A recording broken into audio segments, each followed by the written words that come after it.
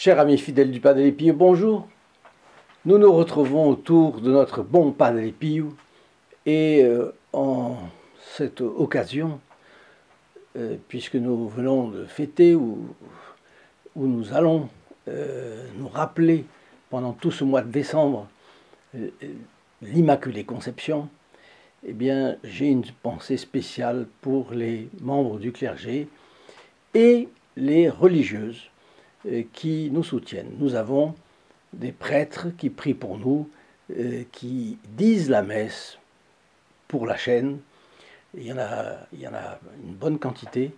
Et il y a des prêtres qui regardent ces programmes et il y a des religieuses auxquelles je pense spécialement qui prient pour nous. Alors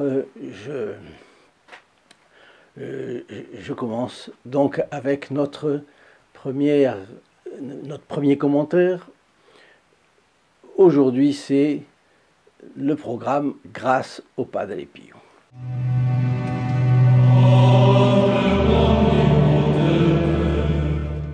Notre premier commentaire vient d'Agnès. Elle nous écrit souvent et elle nous dit « Merci beaucoup pour ces bénéfiques rappels sur ce que devrait être à l'avant, tant chargé de promesses, devant nourrir notre espérance. Merci beaucoup pour cette lucide analyse de notre pauvre société malade de faim du vrai Dieu. Vous avez parlé avec cœur, emphase, lyrisme même, et vos phrases très littéraires m'ont fortement parlé. Je me souvenais avec nostalgie des Noëls de mon enfance, quand j'étais en extase devant le petit Jésus dans la paille de la crèche que ma grand-mère avait préparée. Aujourd'hui, quand je fais mes courses, je suis agressé par les tonnes de saumon de toutes sortes exposées dans les rayons. Dès fin novembre, mais regardons le beau pour lui ressembler. Levons les yeux, descendons dans notre cœur, fermons les yeux, bouchons-nous les oreilles, nous trouverons l'enfant Jésus merveilleusement beau qui nous tend ses mains. Eh bien, quand on se rappelle des plus anciens Noëls que nous avons eus, on se rappelle d'une ambiance de sacralité. C'était sacral. Le sacré descendait dans la société. Mais toutes ces guirlandes électriques, ces choses scintillantes et ces cadeaux de Noël, bien des fois nous ont déviés du plus important.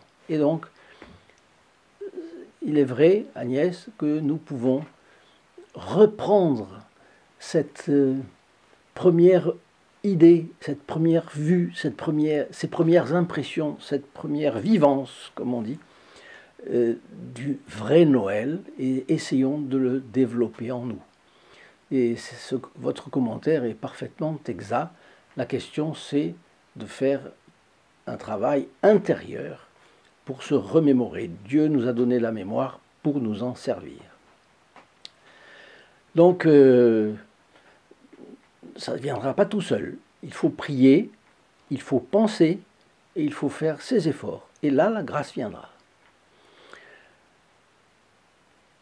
Maintenant, Gringas, qui nous dit la chose suivante. Bonjour, je ne comprends pas quand vous dites que la Vierge a été exemptée des conséquences du péché originel, comme la souffrance par exemple. Comment comprendre le passage dans l'Évangile, selon saint Luc, où il est écrit que la Vierge Marie aura l'âme transpercée d'un glaive de douleur? Je pense aussi que l'Église ne s'est pas prononcée officiellement sur le fait que Marie soit morte ou non avant son Absomption. Le pape Jean-Paul II estimait que oui. D'avance, merci pour votre réponse. Bon. Il faut voir la chose suivante. Oui, un glaive de douleur te transpercera le cœur. Donc, il est clair que Notre-Dame a souffert. Comment? Qu'est-ce que j'ai dit? J'ai dit qu'elle n'a pas eu la malédiction qui a suivi le péché originel. C'est-à-dire, malédiction, pour Adam, tu travailleras à la sueur de ton front et tu mourras. Et pour Ève, tu accoucheras dans la douleur et tu mourras. Et avec ça, il y avait les maladies et tout. Bien. pour ce qui est de Notre-Dame, elle avait certaines souffrances, mais pas celles qui sont la conséquence du péché originel. Les théologiens disent elle n'avait pas elle supportait, notre Seigneur aussi d'ailleurs, avait sur le plan corporel les partagé avec nous tout sauf le péché, mais tout qui s'accordait avec sa nature, non blessée, et avec sa divinité pour notre Seigneur. Ce qui veut dire que notre Seigneur pouvait être fatigué. Oui. Il pouvait transpirer. Oui. Mais il y avait des choses qu'il n'avait pas parce qu'il était Dieu. Ça ne s'accorderait pas avec sa divinité. Et Notre-Dame, c'est exactement la même chose. Elle pouvait être fatiguée, la preuve c'est qu'elle va en Égypte, et Saint Joseph lui procure une monture. Notre-Dame se reposait. Si elle se reposait, c'est qu'elle était fatiguée avant. Notre Seigneur, pareil, il se reposait. Donc la poussière, il pouvait laver les pieds de ses disciples, mais il pouvait aussi laver les siens, parce que la poussière venait sur ses pieds, il n'y a aucun doute. Pas ce qui ne s'accordait pas avec sa divinité, et pour Notre-Dame, pas ce qui ne s'accordait pas avec sa nature. Sa nature non blessée par le péché originel. Donc ça, c'est très important. Ce sont des choses qui ne sont pas dites, mais elles existent. C'est une chose qui est de commun accord. Évidemment, si vous le demandez à un prêtre progressiste, c'est sûr que ça ne marchera pas. Hélas.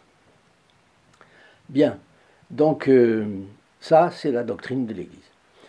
Maintenant, Agnès de nouveau, qui nous dit cette vidéo est un vrai cours, c'est sur l'Immaculée Conception, est un vrai cours de catéchisme à sa manière. Le mystère de Marie est tellement vaste qu'il donne lieu, lorsque les rappels indispensables ne sont pas trouvés, à de nombreuses interprétations sentimentales, parfois mièvres, fantasmées, et même des superstitions. Marie est unique, et il est vain d'essayer de la faire coller à une image de mère comme les autres. Si Marie fut conçue sans le péché originel, c'est surtout pour nous. Marie est toute pure uniquement par grâce. Elle qui était un sage, qui avait la science infuse, elle savait très bien que sans cette grâce, elle aurait été comme les autres. Vous avez énuméré ses privilèges, notamment l'absence de souffrance physique. Une fois, j'avais émis l'idée qui me paraissait logique que Marie n'avait pas souffert des douleurs de l'accouchement. Vous voyez, on revient au problème. Mon entourage m'avait critiqué. Pourquoi vouloir absolument que la Sainte Vierge accouche comme tout le monde? Elle est la mère de Dieu.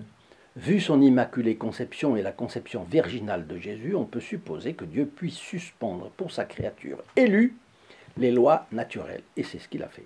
Par contre, elle a souffert cruellement à la croix quand Jésus, à travers Jean, nous a donné à elle comme enfant, bien entendu. C'est là, dans le sang et les larmes, dans ce moment cruel, que sa maternité explosa et qu'elle nous enfanta tous en prononçant son fiat.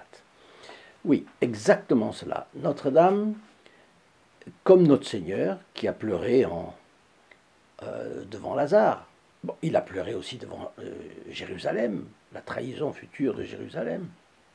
Donc, notre Seigneur pouvait parfaitement souffrir, moralement, psychologiquement, et d'ailleurs sur la croix, dans le Saint-Suaire, on verra le sang, la lymphe, la transpiration, donc tout cela, comme je vous disais, tout ce qui s'accorde avec sa divinité, de notre nature, il l'a eu.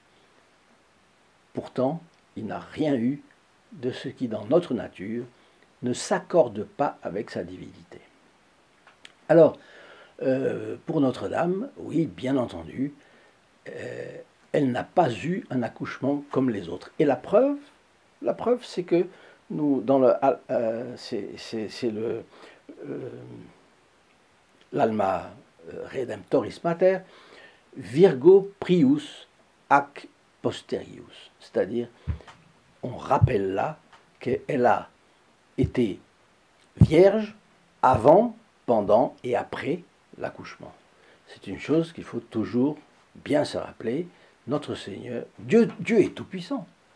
Et Dieu, étant tout-puissant, pouvait suspendre les lois qu'il voulait avec qui il voulait. Il l'a fait avec Notre-Dame. Lynn, merci beaucoup, monsieur, pour cette vidéo dans laquelle vous nous apprenez ce qu'est vraiment le dogme de l'Immaculée Conception. J'avais tendance à penser que c'était lorsque Jésus était venu en son sein, de manière virginale, que c'était l'Immaculée Conception. Ben non, évidemment, c'est ce que j'ai expliqué. Et vous voyez, il y a énormément de personnes qui font cette confusion. Pourquoi? Parce qu'elle ne leur est pas expliquée. Elle ne leur est pas enseignée. Martial, votre chaîne a illuminé mes jours de l'Avent avec l'idée et l'image de notre Sainte Mère l'Immaculée Conception. Pour la première fois, j'ai compris ce dogme. Dans son encyclique, Pie IX est pourtant très clair. Malheureusement, je n'en avais jamais eu connaissance. Quelle joie de faire partie des protégés du Padre Pio. Quelle joie pour nous également de voir que ce petit travail a de bonnes conséquences, puisque cela a illuminé l'avant de notre ami. En fait, ce n'est pas ce travail qui a illuminé l'avant de notre ami, c'est la grâce de Dieu qui a accompagné cette vérité. Et la vérité ne demande qu'une chose, c'est d'être entendu, d'être écouté. Et donc, ce n'est ni vous ni moi qui sont les responsables de tout cela, c'est la grâce, c'est la vérité en elle-même, la beauté de ce que Dieu a fait, et puis la grâce qui chevauche tout cela. Voilà, c'est merveilleux. Et puis Eddie nous dit, ce qui m'émeut profondément, c'est le nombre de personnes d'un certain âge, croyantes et parfois même pratiquantes, ainsi que pas mal de prêtres, qui remettent en cause avec un sourire condescendant la virginité de Notre-Dame. Donc ce n'est pas l'Immaculée Conception, la virginité. Arguant du fait de l'impossibilité biologique de cette virginité. J'ai un réel plaisir de leur demander pourquoi ces personnes l'appellent encore la Vierge ou la Sainte Vierge, puisqu'elle ne le serait pas soi-disant. Et qu'outre le fait qu'ainsi ils rejettent ce dogme, donc ils ne sont plus catholiques hélas, il y a la mise en doute de la toute-puissance divine. Ah, nous vivons vraiment dans un monde où ce qui est beau doit être sali, ce qui est saint doit être avili, et ce qui est laid doit être promu. Eh bien, Eddie, je suis très content de votre réflexion parce que c'est exactement la mienne. Et j'applaudis vraiment, et j'applaudis de tout cœur ce que vous dites. Vous voyez, nous faisons vraiment partie de la même famille spirituelle et nous nous soutenons les uns les autres. Je vous dis à notre prochaine vidéo et je vous souhaite une très bonne journée. Au revoir. In nome del Padre, del Figliolo e dello Spirito Santo, e così sia. Sia lodato Gesù e Maria, e